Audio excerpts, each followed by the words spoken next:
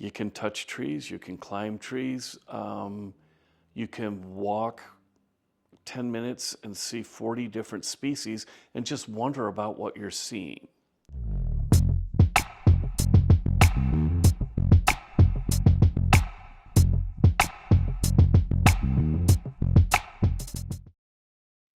Grab your winter hat and hang on to it. It's playtime.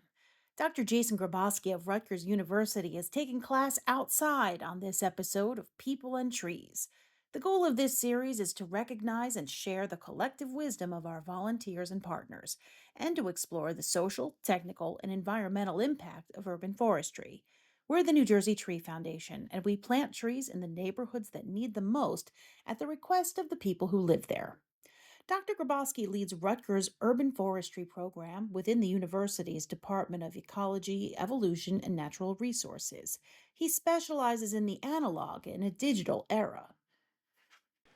We've changed our relationship to gaining knowledge. In that transition, we've moved away from walking out in the woods and entertaining ourselves because we get a lot of pieces of information pushed at us that would move us away from that. Never in human history has information been so accessible, but it's changing the way our brains approach knowledge. So we don't have those down times to look around or to explore the way we used to. And we're flooded with an information news cycle where the negative things are accentuated because that's what gets people's attention. And that builds a hesitancy to exploration if everything around you says the unfamiliar could be dangerous. And I think that there's a certain amount of that playing coupled with all of the ways we get information without having to move, like using a cell phone as a wonder buster, which is what I call them, because you can just look up the answer.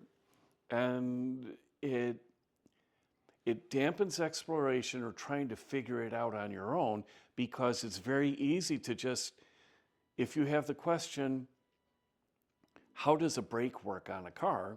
All you have to type in is, how does a brake work on a car? And you get all of it. You never have to tear it apart and figure it out on your own. Dr. Grabowski says the best way to ignite understanding is to lean into curiosity, trading Wikipedia for wonder. While many studies point to the detrimental neurodevelopmental effects of digital exposure, Dr. Grabowski says it's never too late to retrain our brain, and nature is the perfect classroom. You can touch trees, you can climb trees, you can walk 10 minutes and see 40 different species and just wonder about what you're seeing. Too often, we don't stop long enough to realize the small differences, and we're worried about looking silly when I find silliness to be the best educational tool, because if I can look a little bit silly and have wonder, it allows the students to express their wonder, and now we have a safe space to explore together. And that means I have to say I don't have the answers and be really comfortable with that and say, but we can learn together. He says most people learn by doing, and it's a challenge for educators from pre K to the PhD level to guide humans back into the place of pondering. So if we're supposed to be educating to the best of our ability, we ought to let people, we ought to dedicate space and time for those who learn by doing, learn by touching or playing, giving them the spaces and places to do that. The difficulty in that is, how do you measure knowledge gained? And we're in a time where it's all about those kinds of data being measured and interpreted rather than watching somebody create something, whether it works or not, because we learn from our failures more often than we learn from our successes. And it's very hard to it's very hard to measure progress in an educational sense. but we ought to be doing that because a very large percentage of our students are tactile learners. So we're not doing our best job as educators if we're not creating those spaces. The good news is that not only can we relearn how to learn, but we can take a tip from academia and help younger generations keep wonder at the center of how they relate to the world. Dr. Grabowski shares one of his best tricks. And sometimes I can know something, but I really try to play naive to allow somebody else to discover it because it empowers. And as a teacher, when the student is moving faster than the teacher, it empowers a student to go to places that they didn't think were possible. So it's about being maybe a little bit dishonest by playing stupid, but sometimes that's exactly what you need so you can empower somebody to learn at their own pace, their own way. So, how do you do it? You simply go outside and play. Crunch leaves, walk to a wooded area, and rely on your senses. Dr. Grabowski says immersion is key, and the magic happens from there.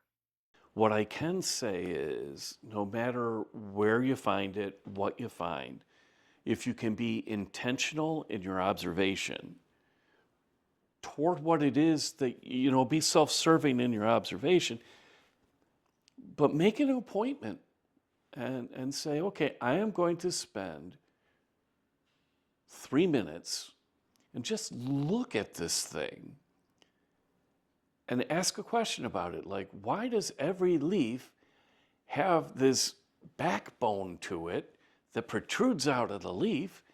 What would that have? What would that be about?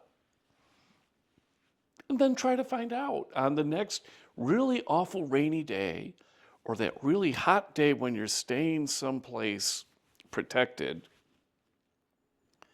Well, have a little notebook of your questions and start trying to find answers to your questions.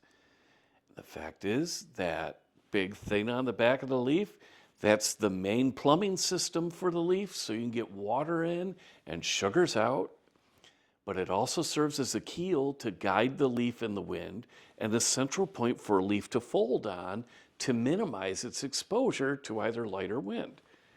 Has a lot of really cool functions. But then if you find some wonder like, well, that's interesting, you've reconnected with nature in a way that used to be a bit more intuitive, but still you even in nature, you were purposeful in your observations because you were reading your landscape for food, for shelter, or for safety. Pam Zipsey is the executive director of the New Jersey Tree Foundation. She's a forester and licensed tree expert who even spent time as a science teacher. She says observing trees in winter is the best time to start a journey of discovery. In the cold weather months, you can get up close and personal to observe bark patterns and notice how some peel, some run horizontal, and others vertical. It's much easier to differentiate between trees that retain their leaves versus the ones that are bare, and it's the best time to notice how different tree species grow wider while others grow taller, or how some grow straight and tall while others split. Returning to visit the trees in the months ahead is vital to see the order in which their leaves begin to bud, which trees have flowers or fragrance, which trees develop fruit or seed pods, and the order in which their leaves turn color and drop again in the fall. You'll find your place in the forest and all the benefits of fascination.